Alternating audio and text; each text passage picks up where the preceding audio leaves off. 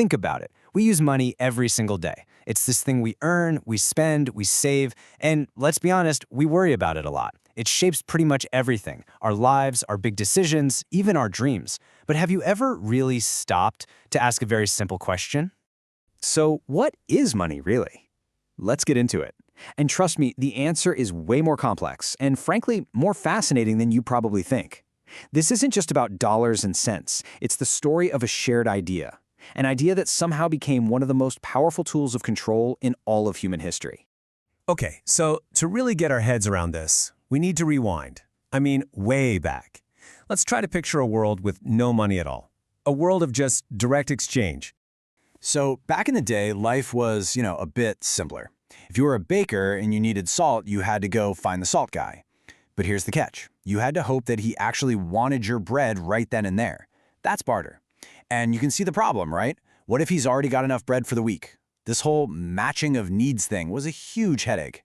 So humanity, being pretty clever, came up with this brilliant fix, an intermediary. Some thing. It didn't have to be valuable on its own, but everyone just had to agree that it was. And boom, just like that, based on nothing more than collective belief, money was born. And this is a really important point. The whole original idea behind money wasn't about getting rich or having power. Not at all. It was just a tool, a piece of technology really, designed for one simple reason, to make life a little bit easier for everyone. But here's the thing about powerful tools. They don't stay simple for long. They always seem to attract people who want to control them. And yeah, this is exactly where the story of money takes a pretty dramatic turn. You see, as societies got bigger and more complex, the people in charge, the rulers, they started to see the potential here. They realized, wait a minute, if we can control this symbol of value, we can basically influence the entire system. So they stepped right in. They took over, becoming the ones who made the money and, in a way, the ones who owned it. This right here, this quote, really gets to the heart of what modern money, what we call fiat currency, is all about. The value isn't just a shared belief among us anymore. No, now it's a command from on high. A government literally prints a piece of paper and says, this thing has power because I said so. And we accept it. A lot of the time we don't really have a choice, do we? It's like trust, but it's not optional. And that leads to this huge critical question. When a government just prints more money, are they actually creating new wealth? Or are they just watering down the value of the money that's already in your pocket, quietly stealing the value of the time and the hard work you traded for it? This really nails what inflation is. We tend to think of it as this natural thing, like the weather or something we can't control. But it's not. At its core, inflation is a choice. It's a policy decision. I mean, think about those crazy pictures from Weimar Germany, with people pushing wheelbarrows full of cash just to buy a loaf of bread. That didn't just happen. That was a direct result of choices made behind closed doors by central banks and governments, choices that totally crushed the savings of everyday people. And you can see this playing out so clearly in the financial markets. On the surface, it all looks like a free and open game, right? But then the central bank makes one little announcement, they change the interest rates by a tiny fraction, and bam, trillions of dollars move in an instant. People's life savings can be wiped out or fortunes made, all based on a decision that you and I had absolutely no say in. The game board isn't just tilted, the rules are being changed while we play. So here's the bottom line. Money went from being this simple little tool for barter to one of the most powerful weapons on the geopolitical stage. It's an instrument that can fund wars, build up empires, or hold entire nations in poverty, all without a single bullet ever being fired. Okay, so if the whole system is kind of rigged, if it's so manipulated, why do we do it? Why do we spend our entire lives chasing after this stuff? Why do we trade our most valuable asset, our limited time on this planet, for it? Well, the answer is, for us as individuals, it's almost never just about the numbers in a bank account. It's about what those numbers represent. They represent security, right? Knowing you have a roof over your head. They represent choice, the freedom to do what you love instead of what you have to. It's the incredible power to just say no to a situation that's crushing you. And maybe most importantly, it represents having a voice. And that's the harsh truth of the world we live in.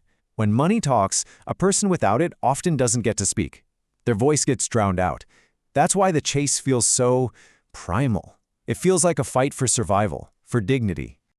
So that brings us right up to today, because right now, for the first time in a long, long time, new technology is making us question everything. It's forcing us to dust off some very old questions about this whole system.